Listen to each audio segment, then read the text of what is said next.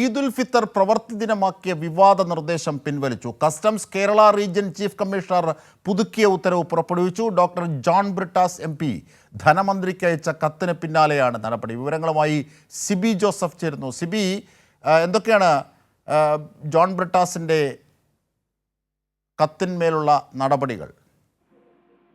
ജിംഷാദ്, ഈദ് ദിനത്തിൽ അവധി നൽകുന്ന കർശനമായ നിർദ്ദേശമടങ്ങിയ ഉത്തരവാണ് കഴിഞ്ഞ ദിവസം കസ്റ്റംസ് സെൻട്രൽ GST വിഭാഗത്തിലെ ഉദ്യോഗസ്ഥർക്ക് കേരള റീജിയൻ ചീഫ് കമ്മീഷണർ നൽകിയത്.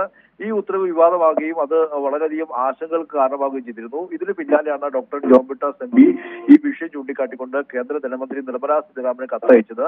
ഇത് ഈ ഒരു കസ്റ്റംസ് കമ്മീഷണറുടെ ഉത്തരവ് അത് ഭരണഘടനാ അവകാശങ്ങൾക്ക് വിരുദ്ധമാണെന്ന് ചൂണ്ടിക്കാട്ടിയായിരുന്നു അദ്ദേഹത്തിന്റെ കത്ത്. എന്നാലും ഇതിന് പിന്നാലെ ഇന്നിപ്പോൾ ഈ ഉത്തരവിലെ അവധി നിഷേധിച്ചുള്ള ഭാഗം നീക്കി പുതുക്കിയ നിർദ്ദേശം പുറപ്പെടുവിച്ചിട്ടുണ്ട്. ഈ ദിനങ്ങൾ പ്രവൃത്തി ദിനങ്ങളാണെങ്കിലും ഈദ് ആഘോഷിക്കുന്നവർക്ക് അത് അവധി നൽകാം എന്നുള്ള രീതിയിൽ തിരുത്തിക്കൊണ്ട് ഇപ്പോൾ ഒരു പുതുക്കിയ ഓർഡർ ഇറക്കിയിട്ടുണ്ട്.